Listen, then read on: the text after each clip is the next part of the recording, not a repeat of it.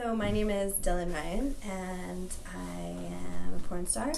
I'm actually a porn superhero. My motto is making the world a better place, one porn at a time, and that's what I do.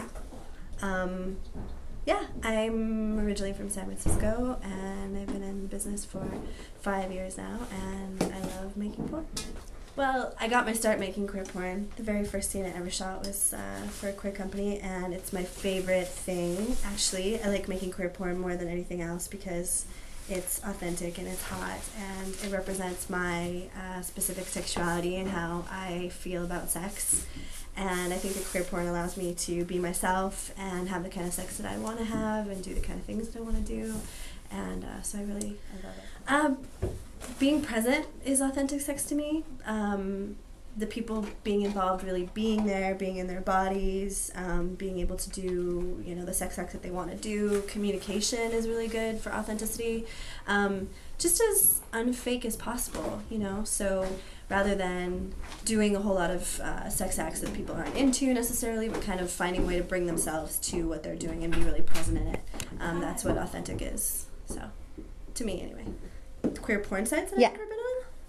Well, NoFo is pretty interesting, I have to say. What's NoFo? NoFo is a queer porn site that's been around for 10 years, a really long time, and I actually did a shoot. Well, it wasn't specifically for NoFo, but I did a shoot with Billy Castro, who's a good friend of mine, and some of those pictures were on NoFo, and I've done some stills for NoFo, and I like that site a lot. And I think that they've been around because they've been around for so long, that there's a really sort of great representation of like queer community and queer sex and authenticity and all the stuff that we've been talking about. So I like shooting for NoFo.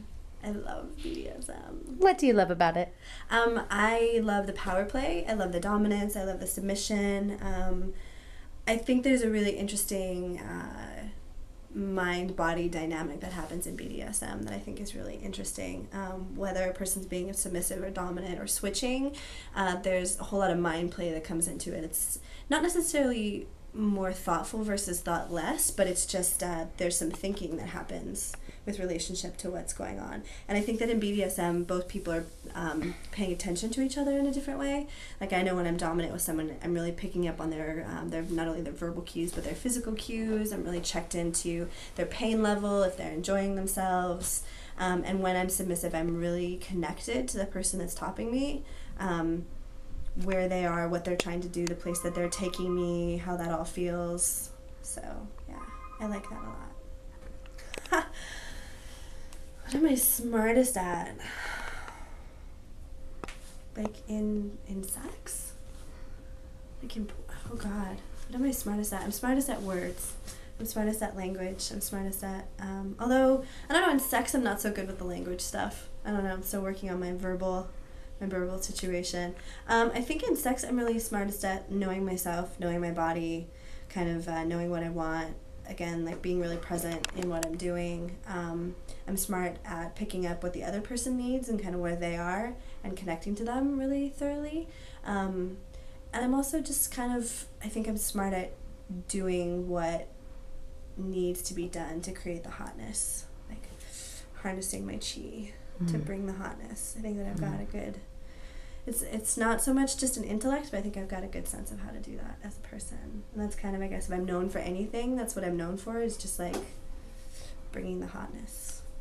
I queer sex by subverting standard definitions of what sex is. I think that a lot of that is my physical embodiment, because as a person, I tend to walk various different lines and operate in various different sort of spheres of sexuality and identity and gender stuff. So as a person, because I have a semi-androgynous look, I can sort of play with like more masculine identities, feminine identities. I can do stuff in mainstream porn context, in queer porn context, and really kind of ride all of that out, which actually works best for me because that's how I see myself, is wanting to do and be a part of all of that, because that's all the different aspects of my sexuality. So as a person, just who I am and my not wanting to be pigeonholed and kind of subverting definition and not wanting to be defined, I think that that's how I best queer it. And that's in my personal life, that's in porn, that's kind of how I walk in the world.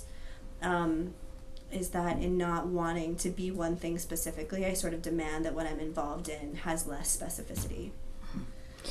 Demystify one thing about being a porn star. God, that's a really good question. I would demystify the fact that it comes out looking kind of glamorous. I think that for people who are watching porn, you see a really well-polished, well-edited scene, and it looks like, you know, the girls are having, well, hopefully it looks like the girls are having a great time, but it looks like it's super easy, and it's really just, you know, not a lot of work, and, you know, girls can take, like, 2 cocks in their asshole, and that every woman should be able to do that, and that's, I think, what I find is the biggest difference, is that it's far less glamorous than people think it is. It's really a lot of work. There's really a lot of effort that goes into it. In my case, I can't speak for everybody, but in my case, there's a lot of thought that goes into it. Again, I'm really present. It's not a mindless action for me. And, you know, when I have a DP going on and I have 2 cocks or whatever, I'm working really hard. Like, it's fun, and it's definitely where I want to be, and I'm enjoying myself, but it's still really hard work. And a lot of time spent on porn sets is, like, sitting around and waiting, or being cold, or being hungry, or, you know, stuff being set up, and it's not this, we show up and we have sex all day long and it's super easy and we're these, like, you know, sexual dynamos that can have, you know, like a wiener in our ear and in our mouth and in our butt and all that stuff. It's actually something that a lot of people that I know, including myself, work really hard to be able to get to that level and actually do that and, you know, be these sexual athletes pretty much. So I don't think that any, specifically women watching porn, need to feel like that's something that they should be able to do automatically or have to do, or that's kind of like the bar is, that's where the bar is set. So if you can't do that, you've somehow failed as a woman or you failed as a sexual person. For me, it's a lot like accounting. You know, I might be a great accountant if I worked really hard at it and went to school for accounting, but I still have a hard time adding up, you know, 4 + 4. And so I'm not going to think that I'm less of a person because I don't have the skills of an accountant. And I think that that's kind of how maybe people should think about porn. You know, I kind of think of myself these days as kind of a sex dork, like sex geekiness. And I think that that's kind of like where I would go, is that in my life, everything that I'm doing with sex, including porn, is really about the exploration of sexuality. And it would kind of hinge on that. So it would be like my grad school stuff and my research stuff and kind of what I'm learning about myself from porn. And I just think that my life is really hilarious. Like, sometimes I take a step back and I'm like, this is what I do all day long. This is just crazy. So I think that that's kind of what it would center on. It's just like, you know, sort of like a sex geeky person living life and making porn and what that's like for me. So it'd be very personal. I think so. I think it'd be really personal. I feel like a lot of reality TV is really personal, but I think it would be just about people. Because, I mean, my whole thing, and like I said earlier, my desire to be kind of a sexual superhero is to make sex more accessible to people and make sex more available for people and have people feel like they can do that, and it's something that's, you know, safe and good and empowering and positive. And so that's what it would be. You know, it would be like, hey, here's a look at my life in an intimate way, so that it, again, kind of demystifies all of this hoopla about sex, you know, that I'm just kind of like a super dork that likes making porn and likes researching and talking about sex, and I'm an accessible person, and sex is accessible to all people, or should be anyway. Well, for QueerPornTV, we're very, very, very happy to have you, Dylan Ryan.